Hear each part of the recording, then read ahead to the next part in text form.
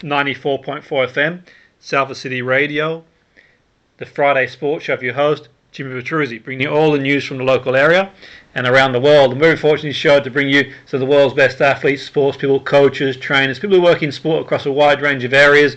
We also have our segment bringing you some of the world's most influential people in the field of psychology who've given us some really interesting insights into their research and general overview of the field of psychology and mental health. Today we have a fascinating guest who is going to talk about the experiences that women have in coaching, in sport, in football. It's really fascinating. Our guest has experience of working as a coach as well as doing a lot of research, and no doubt you'll find this really interesting.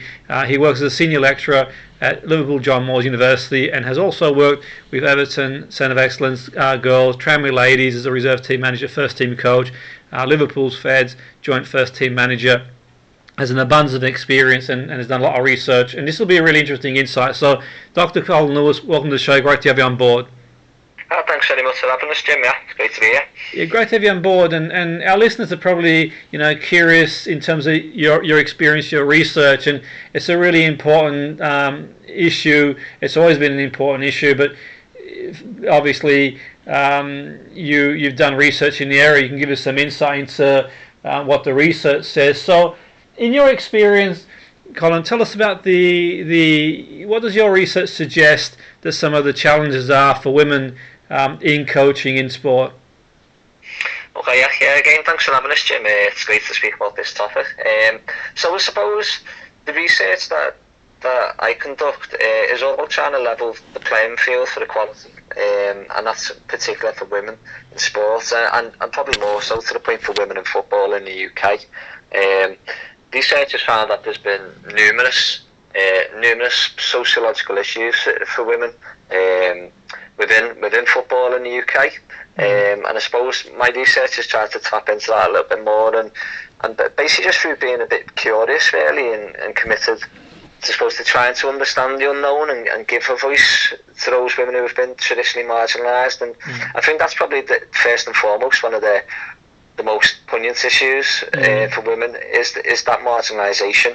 I think again it's probably quite clear for us to see when we look on social media and we're looking on watching the TV programmes. We can still see even women's football still has that male dominated aspect to it. I think particularly being immersed within the field, I've been fortunate to have worked in women's football now for near on 10 years, and again, you still get to move about from club to club and obviously playing different teams and obviously just having an understanding of the leadership roles in women's football, and again how they're very male dominated, male orientated.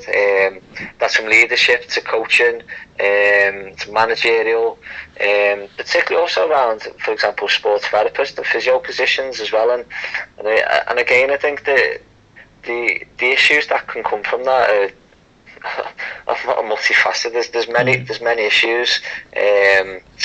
Some can, just to quickly touch upon, some can be around the experiences that women have had in coaching or in coach education around sexism, or again this inequality that seems to be ever present. The research which is done has uncovered forms of sexual harassment and abuse or assault around this gender-based violence in sport, and again within football in the UK. We've also done quite a bit of research around care and care of the athletes themselves, and particularly focused on within that domain around physical touching of athletes, linking into, I suppose, one of the previous points about sports therapists and physio. So again, there's numerous issues which we've found, which have, I suppose, all contributed to this inequality and to all of these problems that women are finding, to be honest, Jim, not just in sports, but particularly within football. I mean, football, from the traditional point of view, it's sort of been a male-dominated environment. That said, obviously, we've seen women's football come along in leaps and bounds over the years, at least from my perspective, and there's some very, very talented footballers and people who work in the field of football across a broad range of areas, like you mentioned before, trainers, physios, and that sort of stuff. But I mean, you sometimes I wonder, Colin, I mean, why? I mean, this might be a difficult question to sort of ask, but why do you think they are marginalised? I mean, what is the issue in terms of, for our listeners and someone like myself who sort of struggles to get his head around, why are they marginalised? Is there any reason why? Is this tradition? Is it just unconscious bias? I mean, what are your thoughts on that? So I suppose a lot of the research that was done it's I suppose uncovered that there's first and foremost a bit of a culture problem. Yeah. And it's not. I wouldn't say it's a very new problem. It's something which probably goes down for quite a long time, which is kind of just built up this culture within football, or within coach education of football, which then when women are supposed to come into this environment, they've got to overcome these barriers. They've got to, in a way, it's been found that they've got to prove themselves that they actually belong here, because it's, well, there's a woman here. This is rare, and I feel like that first of all, I mean, that just backs up, I suppose, the compelling evidence that there's only a small minority of women who, compared to males, who actually enrol on coach education courses, for example, and then actively pursue a career. Because when they immerse themselves within this environment, they're having to prove that they belong there more than anybody else. Whereas you usually find, particularly within coach education, if you're on a course, you're all around the same level, particularly qualification-wise, if you're going through the main strand of coaching. So I think culture is, and that traditionalisation of football being very male-dominated is first and foremost the main problem that we've got, and we've got to try and overcome as well. And I think we've seen women's football has taken massive strides recently, whether it's to do with the different types of initiatives trying to enhance participation. Obviously the national team have been doing well. Coaching numbers obviously have been improving and getting better, but that being said, I think we can only congratulate it so far. I think there's still a lot more that can be done to try and level this playing field. Yeah, you make an interesting point there, and it has come a long way in terms of the exposure of the game. We've seen games at Wembley, and a lot that's been off the back of the success of the women's game. I'm going to sort of, I know it's probably a difficult question for you to answer, Colin, but I'm going to sort of throw it out there. The game's getting better, the game's getting more exposure, but then we see a male manager. I don't sort of want to sort of, I know he's done a great job, and I'm not having a go at, at sort of feel that, he's got the job on, but the point being is that why, to me it seems like we take 2 steps forward but 3 back in a way. If we really want to sort of make it an equal playing field, the best person job, in my opinion, it's just my opinion only, surely there's equally as good, if not better, managers that are women to take the role of the national job. Isn't that sort of sending a message out there? Now, I don't want to sort of like, the women can speak for themselves and that's said and done, but this is my point of view. Do you not think it sort of starts at the top, Colin? Yeah, well, completely agree, Jim. When we speak about change, change sometimes it can be common sense kind of, but not common practice. And I suppose that can take, like an effort to make these types of changes, and supposed to try and overcome certain barriers. And I think we've found that particularly at the higher echelons of women's football, change doesn't seem to happen as quickly as we'd like to. And again, when you speak to the coaches that we've spoken to, it's this lack of opportunities, which links into marginalisation again. It's a lack of opportunities to prove themselves, to be given trust, because we still seem to live in a world where males are put, particularly in football and in sport, where males are put above women. And again, this is my opinion, but this is also the words of the women that we've spoken to as well, and how, for me, and I'm sure for most people and most listeners, for us to try and chat about change and to start a new culture and to move away from the traditional norms within football, we need to start at the top. We need to start setting these examples. If you look through coach education, Jim, the numbers that we have of actual female coach educators, again, is very limited. And I think this is a problem because, particularly when coaches go onto these courses, whether you're male or female, you need these role models. Yes. You need people to see that these positions are achievable. You need to see that the proofs right there in front of you that women can hold these positions, which they can. But for some reason, there seems to be a reluctance to actually put women in these positions, in these leadership positions, and again, this is something which it seems to have happened for quite a while now, and seems to be ongoing. And the other sports who've set examples, but then football still seems to be just trailing a little bit. And I think, and from that happening at the top level, you can see how it trickles down into whether it's the elite side of the game or whether it's the grassroots. And some of the research that was done, which is really interesting, is when we spoke to male coaches, they're unsure that women coaches can deliver at a particular level because they don't see it. So, and that's a huge issue which we need to overcome, because women have proven that they can. We've got successful women coaches and managers. You could go to the Women's Super League, but much lower than that in the National League, all the way down to the grassroots level. We've got level 2s, UEFA B, UEFA A pro license. So again, we've got people who've got like the capacity, the capability and the qualifications. It's just about giving them an opportunity. And I suppose that type of problem seems to be ever present within all the different types of research that we do around women in football. That's an interesting point you made there, and I certainly think the best place to start, and I'm not trying to do feel out of a job or anything like that, but the point I'm trying to make here is if you start at the very top, and for me, okay, fair enough, competence discrimination, we get the best person for the job. I'm sure that there's plenty of women out there that are equally as good, if not better, than male counterparts for the England role, for the women's job. And I think that, for me, that sort of sets the precedent, Colin. If they do that, then obviously that trickles down to the leagues. We see males taking jobs in the women league as well too. And maybe there is an unconscious bias there. Maybe it is culture. I don't know, but I mean, this might be outside the scope of your research. I mean, what are some of the ways around that rather than education? What can we do? Here we're making, here we're sort of bringing in awareness to our listeners. But what do you think some of the things in your experience that we can do to make some change?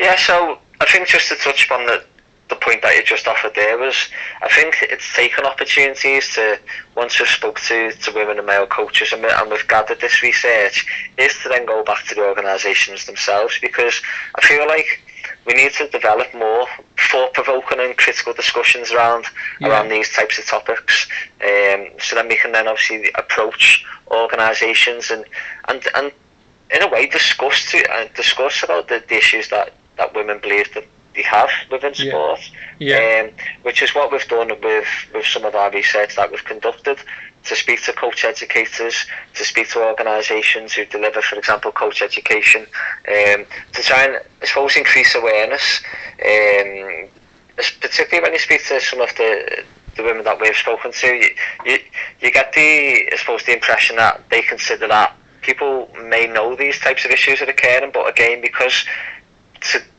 create change or to make change, it requires that time and that effort. And I suppose like the perception that we sometimes get is that change and that effort doesn't want to be put in place because it takes time, it takes effort to make change. And I think that's where we can, I suppose we as researchers, once we've found our research, it's very important for it not just to sit on a shelf.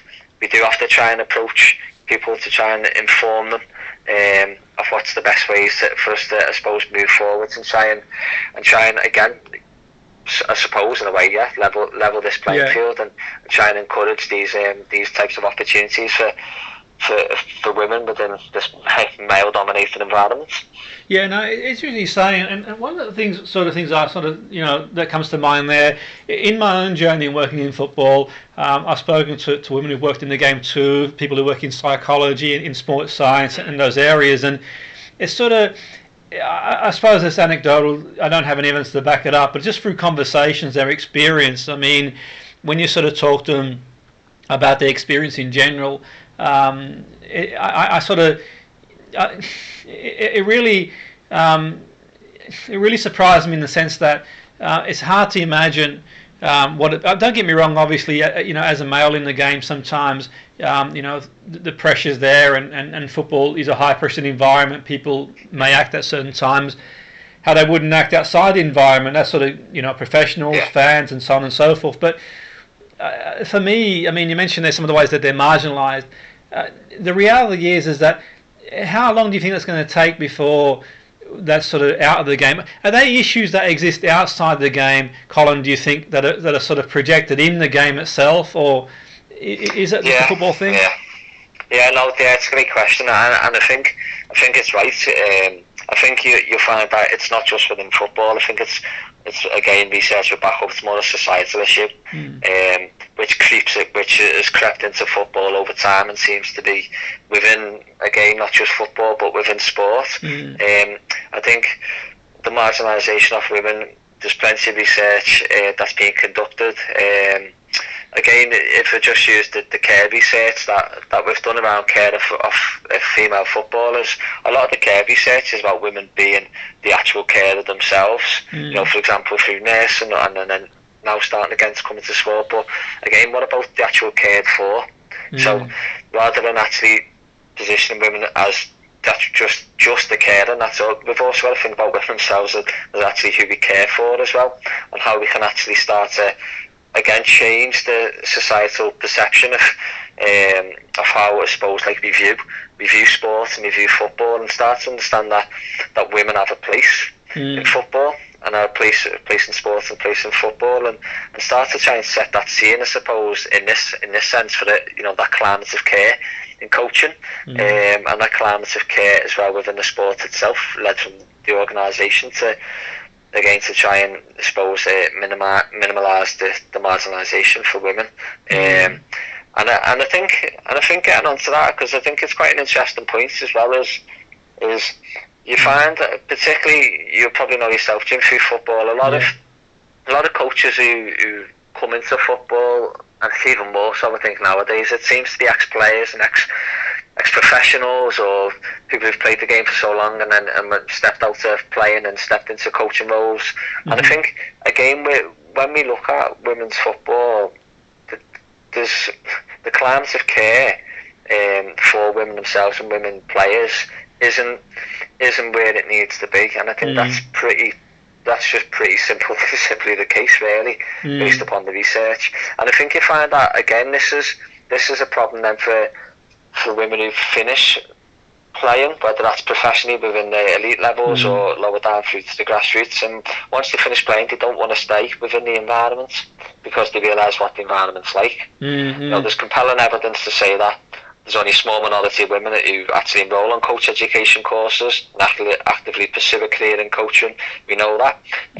That's from the coach's perspective, but the same now is also being understood from an ex-player, how they don't want to step into that environment. And again, there's numerous issues why there's a lack of care in coaching in women's football, which we can go on to. But I think that's certainly having an impact upon how we probably may see the sport in so many years to come, and how can we actually overcome this marginalisation if we're treating women the way we do right now, because less and less are going to want to be either getting into the game or wanting to stay in the game. And I think that's a really serious issue that we've got to overcome. Yeah, that's an interesting point, great point you've made there, and obviously you've done the research and you've got the research to back it up. And one thing I would say as well, Colin, I think in my experience, I mean, there has been some positive strides moving forward, and so you got physio, sports scientists, women that work in sports psychology in the game, not just in football but in other areas too, other sports too, and they sort of contribute immensely. They're very good at what they do, and to be fair, some of the clubs I've sort of done consultancy work or worked directly with, they're sort of they've got it comes from the culture of the club. I mean, for me, it's a cultural thing, and I have to say that the clubs I've been at, in all fairness, there hasn't been, well, at least from what I've seen, that sort of marginalisation. Those women who've worked there can speak for themselves, but there hasn't been. There may be some unconscious biases, and sometimes things are said, and you hear things and that sort of stuff. But I think the key thing is pulling up people.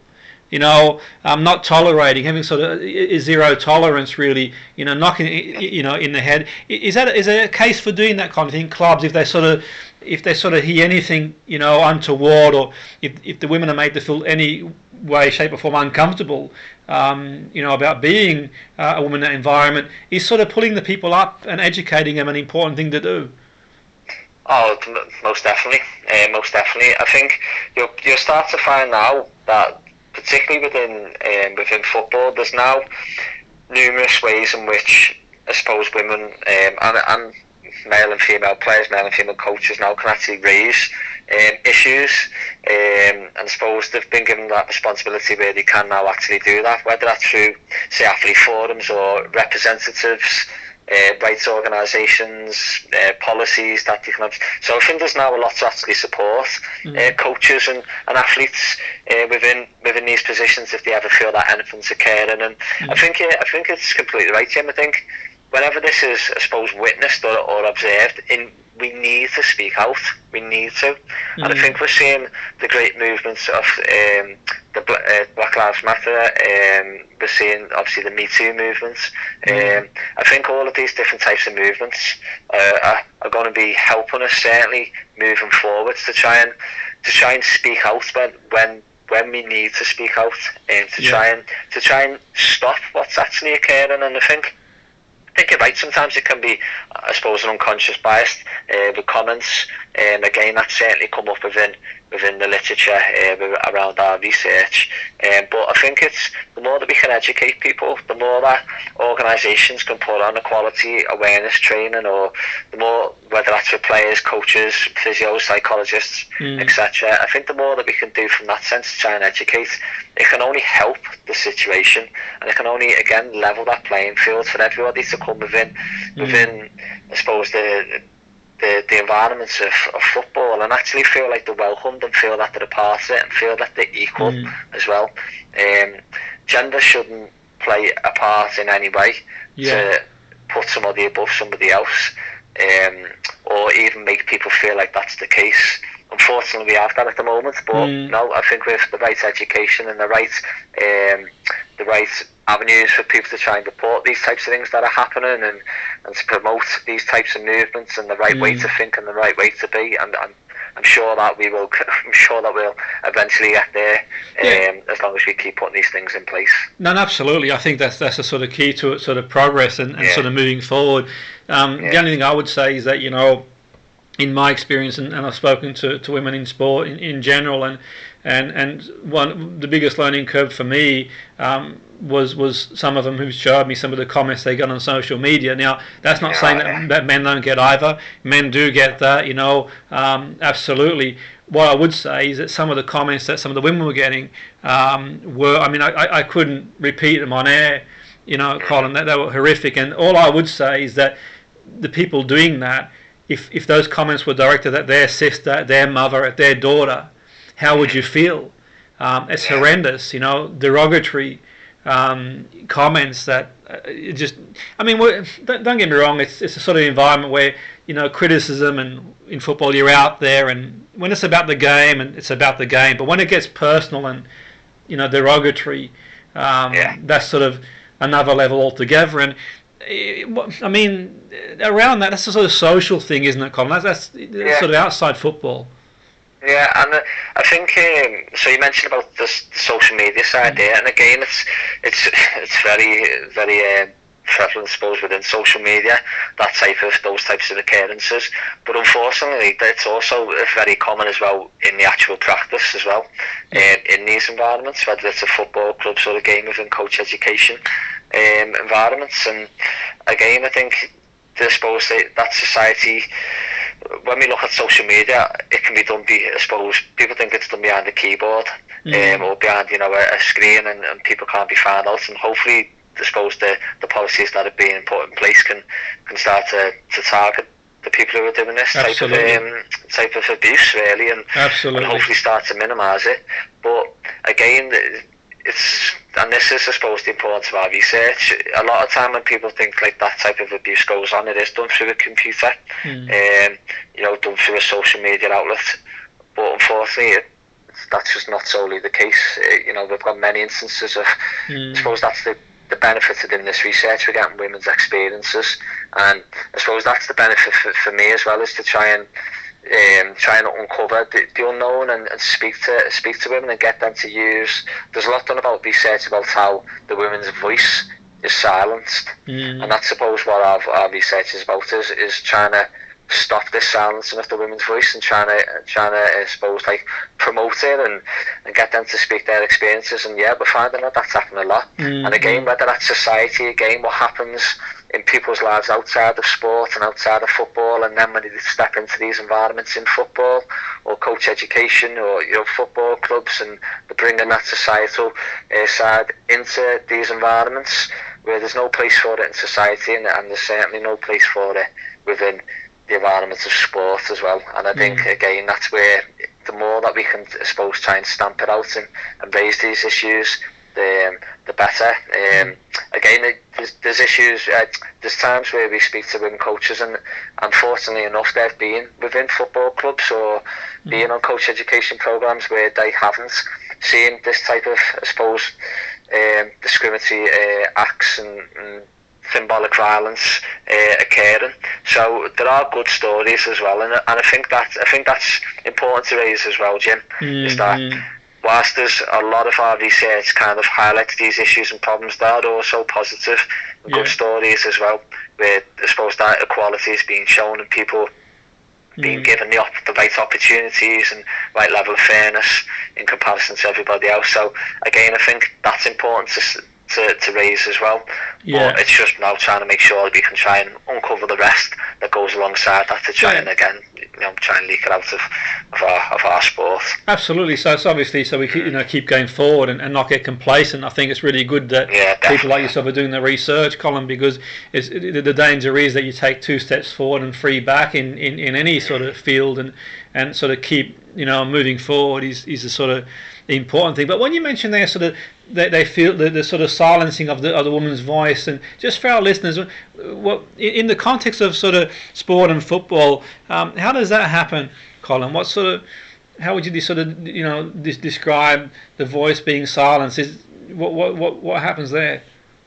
Okay, so traditionally, when a lot of the research that has been conducted around women in football or in sports, but particularly from a research side of things, if you were to just try and do a very quick search for experiences of coaches, for example, or experience of players in sport, probably over 90% will all be around the male perspectives. And again, I think that we're not finding out enough from the women's perspective, for whether that's female coaches or athletes.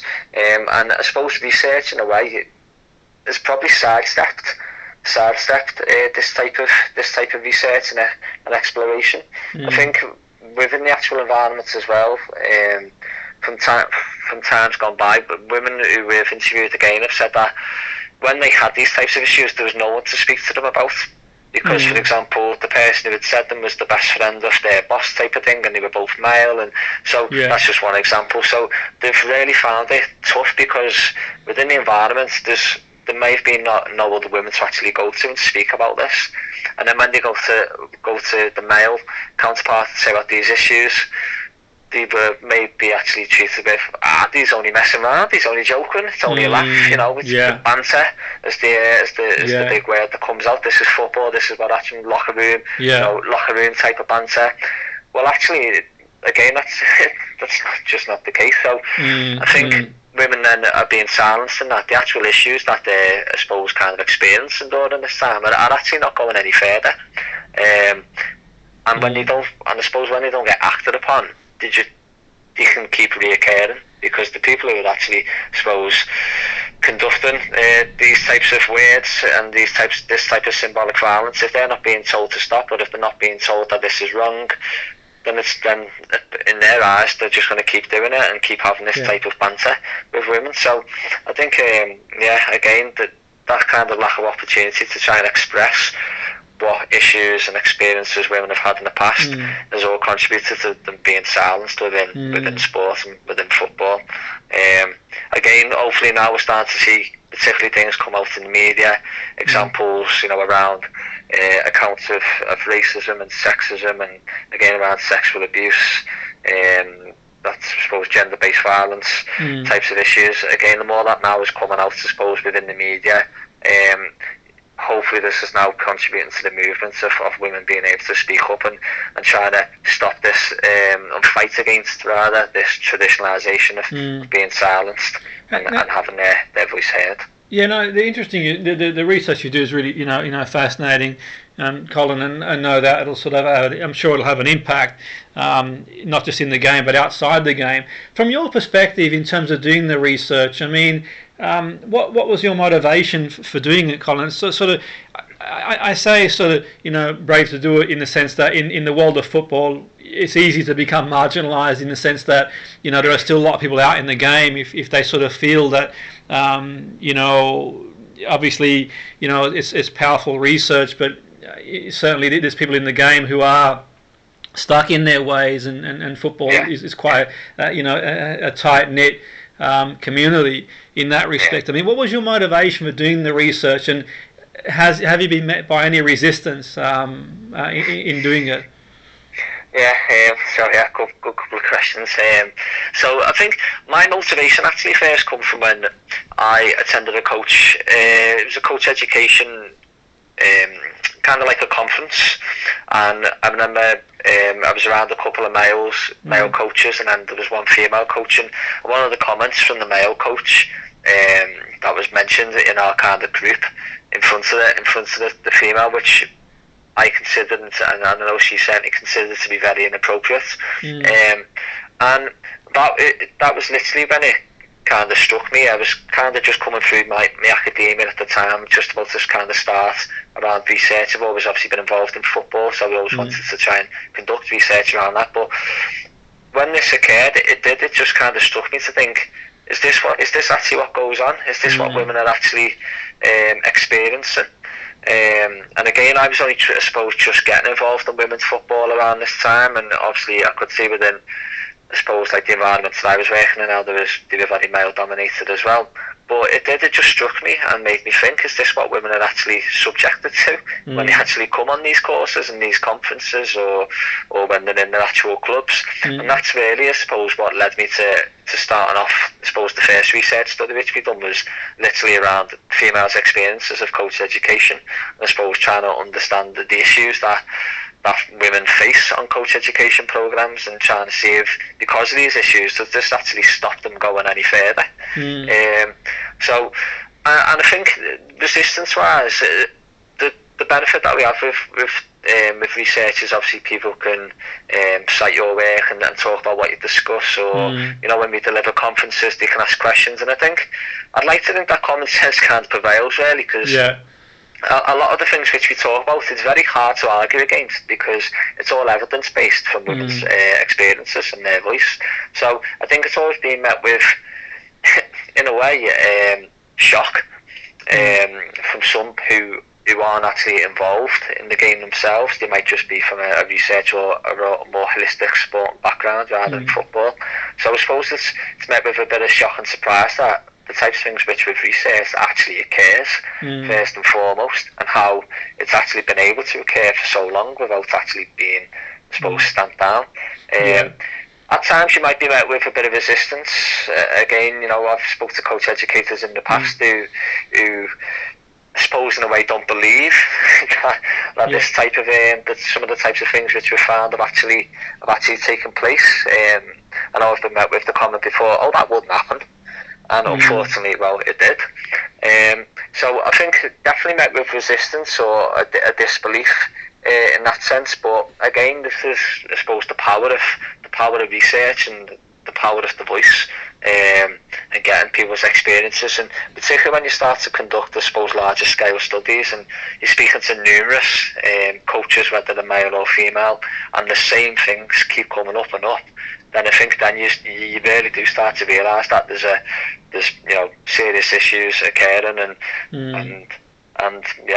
we need to start addressing these issues before it gets even more out of hand. Yeah, it's great. The research is great. I think it's fantastic. I think the evidence is great. You can sort of present that. The only thing I would say, Colin, one of the issues I think that I can see, I've been to a lot of conferences myself and so on and so forth, and what I would say is that there's some very influential people in the game of football at the very highest level at various clubs, and I'm not going to sort of name names, wouldn't be fair for me to say that, but there are certainly people who are high up at certain clubs, who are influential. They've got coaching, managerial roles, who do think a certain way. And if you're sort of someone making your way in the game, you've got your first job in football, or for example, you've been in the game, maybe you sort of you want to keep your job, and obviously you're paying the mortgage and you love the job. If you sort of see someone high up in the hierarchy behave that way, you might know it's wrong, but people are reluctant to speak up, if that makes any sense. Do you think that might be possible? I mean, if you've got someone, say you got a manager at a club who's really influential, who sort of struts around type thing, and say if you're like an assistant manager, or if you're like a sports scientist, and you see someone at the club, a woman at the club, being treated in some of the ways that your research suggests that they do, can you see it might be difficult for someone to sort of speak up about that? Yeah, definitely, and it's right, Jim. We've had, again, I obviously won't name like what roles they've done, but we've had women who have been in the game in a variety of roles who have literally said that, whether that's from being players to sports scientists to the physios. Again, it's very that's unfortunately is quite common, in that whilst certain, I suppose, discourse is observed, it's again what's from their perspective sometimes is what's the benefit here? Is it to raise it and stop it, but then obviously put myself in a position where I may then put myself at risk of being let go or not being liked anymore, which could obviously have an impact moving forward? Or is it a case of, no, I want to really try and, I suppose, evoke change, and try and, I suppose, raise these issues, and regardless of what the consequences are. So we do find within this research that is a problem, and I think it links back to what you mentioned earlier, Jim, is that we need to support, and organisations need to support men and women in these positions, and we can only do that, again, by trying to educate at the top all the way down, and by the top as in particular setting an example to, if any of this is ever heard or occurs, and particularly the higher echelons of sport, particularly football, then it's to make an example of it, and make sure that these types of occurrences are not acceptable, and hopefully then you'd like to hope that would then start to trickle down and make people realise, and hopefully then that'll have an impact. And because we shouldn't be putting men and women in a position where they need to go and need to really think and worry about obviously calling people out, because it just shouldn't occur in the first place. People should know that. The type of discourse that we come up and uncover. So no, you are right, that can put people in a position and make it difficult for them, and again we've had instances of that, and hopefully the types of things which we're suggesting need to happen will start to set the scene really for providing a more equal environment. Yeah, no, absolutely. I mean, I think the point there obviously is sort of, men also, some of the issues you've raised there in terms of what women experience in the game. Men also experience challenges too in the game. It is a high pressured environment. That's not sort of suggesting otherwise, but the point you're making there is sort of raising some issues around women. Now, you sort of, I suppose in my words, not yours, but about the sort of things that happen in the game, and sometimes they're put down to sort of football banter and so on. I mean, we're all for like having a laugh and a joke in the game, and in a high pressured environment, sometimes humour is a good way to blow steam, but there is a time and place, and obviously there's a sort of line. I think that we know not to sort of cross. I think that generally speaking, people know what's right or wrong. There's the old cliche, Colin, that I've heard before, that certain people hold in the game.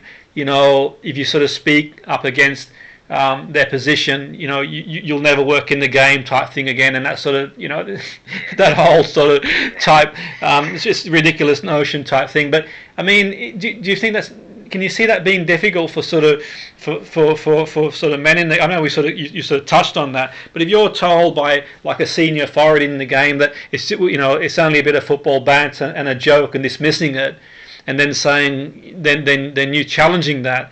If someone turns around and says, well, you won't work in the game again, or you won't be here anymore, it's not easy, and that's the sort of difficult thing in terms of, I think that some people do face speaking up.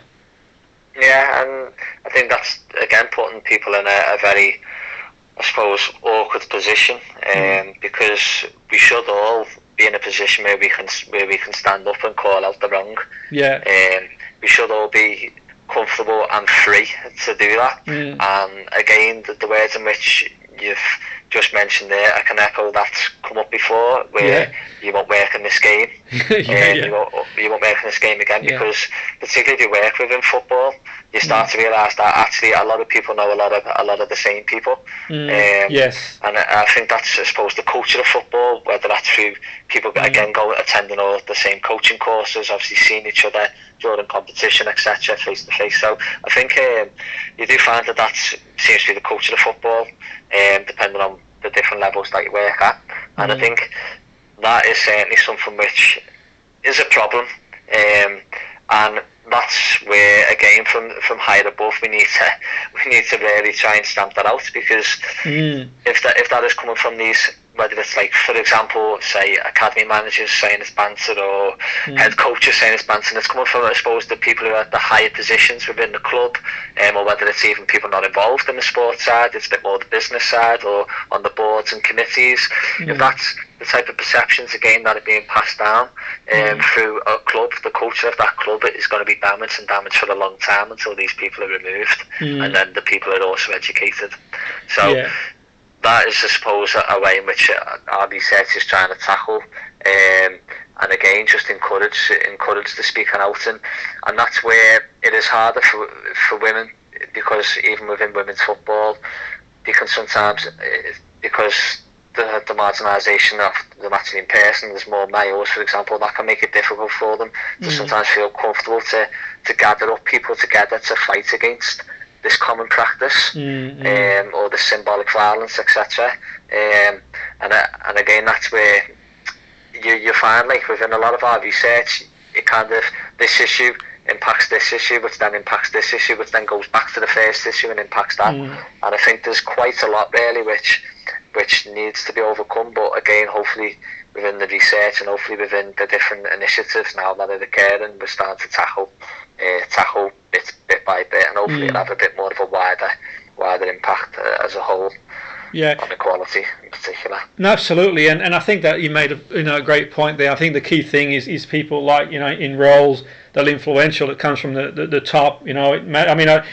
Sort of a bit of an insight. I'm sort of, I help out at a football club at the moment, as well as doing a lot of consultancy work. That I help out a semi-pro club, Bake Up, and the manager is fantastic. Bernie's been in the game for many years, and everyone's welcome at the club, and he sort of treats the staff, irrespective of whether they work in making the players food, or whether they sort of work around the game, or coaches. It doesn't matter who they are, what they are, they get the same amount of respect, and that's a big deal, I think, and people feel welcome. And only a semi-professional club, obviously, but the point being is that culturally, it's about not just people who work in the game, but people who come to the game are made to feel really welcome. And I think that, for me, that a leaf could be taken out of that book by certain professional establishments. In my experience, some of the professional clubs, they're professional, but they're run by amateurs, I'm afraid. And that, for me, is the issue, is that it only takes one person, has a big knock-on effect. Do you see a point where we do? Because I'd like to think that people deep down inside, if they knew they were causing people harm and aggravation, that they would change. That's why I think maybe education. Do you think there'll be a point where they are educated, where they are taken to say a manager at a top club, is sort of shown some videos and shown some experiences and sort of time to reflect on what they're doing? Do you see a sort of a time when that will happen? Yeah, I'd like to think so. I certainly would like to think so, because that's, I suppose, part of what we're arguing for. And to bring together people in that community. So, for example, you could have not just one head coach, but bring a community of head coaches together, or the managers, or the community committees and boards, and get them all together and I suppose to be educated together. So then they can start to have these discussions with each other as well. So, for example, if they were to listen to experiences that may have occurred in the past, and then for them to question, for example, the committees and say, if this occurred in your club, how would you react, or what would you put in place to stop this occurring? What do you think the fallout of this was?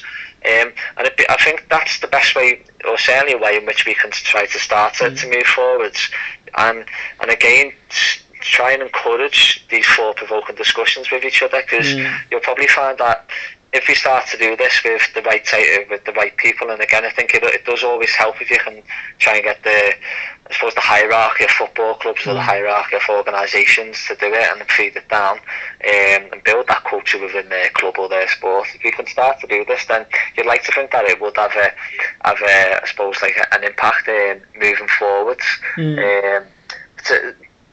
To educate not just the people in the committee, but then when they go to their club, can they then run something similar, or get people to run something similar for all of their coaches to try and understand this is how you set a scene of a caring climate of care within their environments, or how you, for example, should address certain situations, how you should speak to people. And people sometimes think, it's common sense, we don't need to know all this type of stuff, we know it. But the fact that all these types of issues are occurring means that whilst it may be common sense, whilst we may all know it, we still need to obviously listen to these types of experiences that have happened and try and learn from them, and hopefully this will benefit everybody moving forward. The example which you used there from your club, I think is great.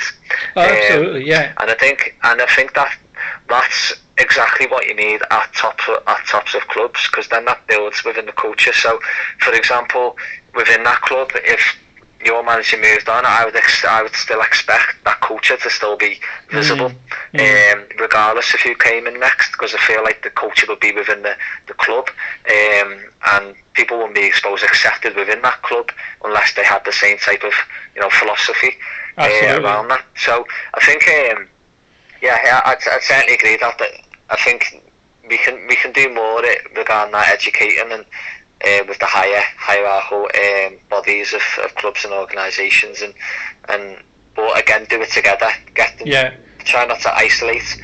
Try and get people together and communicate with each other and speak about their experiences and speak about, well, we dealt with this, or we would within this case study we would deal with it like this because of, and try and build up, I suppose, that experience of how we can start to, I suppose, better implement these practices within their clubs or within their sport. No, that's interesting you say, and I mean an example of that, Colin. I'll give you a very brief example where I mentioned there sort of the club I'm working at the moment and have done so for a while. I've sort of helped out a bit here and there. Baker, great manager, Brent, fantastic guy as well, and so for example, after the game, when the sort of players even going for a bite to eat after a game, pre-COVID days when we used to sort of go in for a bite after the game, the players' behaviour is exemplary, and that comes from the manager. For me, there's women in there, and there's women at the club who've had very influential roles as well, and professional too, and still do now. But another example is I was doing some consultancy work. I won't mention the team. It was a Premier League club one time, and the way a Premiership player spoke to I don't know what the correct term is these days. What we used to call back then dinner ladies. I don't know if that's sort of the correct term or not. But the way he spoke to one of the dinner ladies, as we called them at the time, I had to pull him up on it. It was not good, man. It was just, for me, it's just from a human being point of view, But the point being is that I think people were surprised that I would come in from the outside and do that, because he was a cultural leader in the sense at the club, very influential. My sort of philosophy in life, I don't give a damn who you are. That's the end of that. We treat people with equal amount of respect, whatever their role is. It's no big deal. You could be the best footballer in the world today, but in 10 years, you could walk down the street and be a nobody. That's just the way life is. But the point being is that I'm not sort of suggesting the manager of that club had anything to do with that. But do you not think if you got players that have got that sort of persona at the club, that they're the ones that need to be and sort of taken to one side and educate and say that's out of order because of X, Y, Z. And I think the point which you raised there as well is that whilst, for example, that suppose language or symbolic violence was addressed at somebody else. If you use yourself as the example, it was somebody else who stepped in. So, and I think again that's important. The responsibility isn't down to if we use my research, the responsibility isn't just down to the women or the targeted person for whatever type of abuse it might be. The responsibility is down to everybody within that environment, and particularly the responsibilities with people who may observe and witness this type of discourse or abuse that occurring. And the reason why is because, again, people need to be given support. We've spoken about before how it can be difficult to speak up.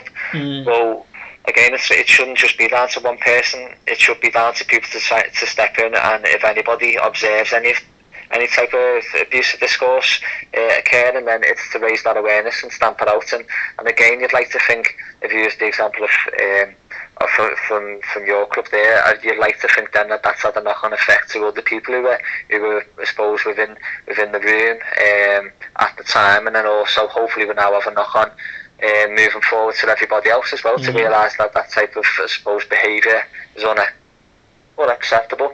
We talk about behaviour, learned behaviours. If you go and watch an under fours, under five football team on the weekend, they're probably all rolling around because they see the best players rolling around on the floor faking injury. It's learned behaviour. Absolutely. So, again, that can occur with 4-year-olds rolling around faking injury. That can occur with 17, 21-year-olds, 36-year-olds in the way in which the language that they use to certain people. So. Or actions as well. So again, it's speaking up as a collective, and again that falls into quite a lot of the, I suppose, the recommendations that we'd make from our research, certainly. No, interesting stuff. And just sort of on a sort of final, I would sort of draw to a close. You've been very kind to join us. And in terms of yourself, I mean, your research no doubt will have an impact. What's your sort of vision for the research that you've done? I mean, what would you like to see as a result of putting all those hours in? And research isn't easy. It's for anyone who's not done research out. People who have done research out there, it is tough. It's a long process, a lot of hours. And what would you like what was your vision for the research, Colin? What would you like to see different as a result of doing the research? People talking about it, Jim. Yeah. People, for me, particularly around the research that we've done around sexual harassment and abuse and assault, as well as like the discourse issues within football clubs and coach education, it's people speaking about it and starting to actually raise awareness that these issues are occurring. I think I might have mentioned before about how we don't want this research to sit on the shelf, and we certainly don't.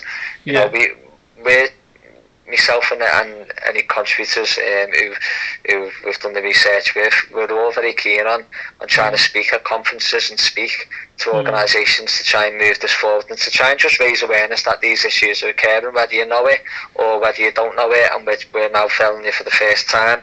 That's really where I want to keep taking the research and trying to move it forwards.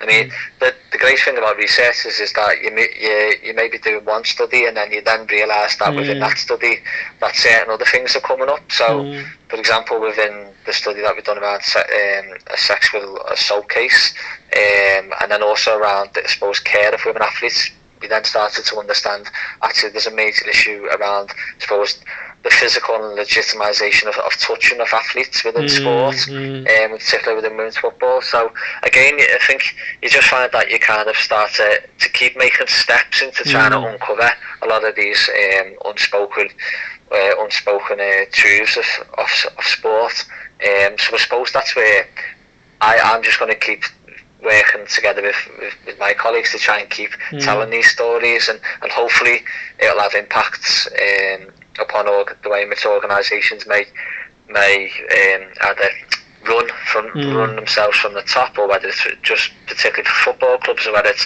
solely addressed at football coaches.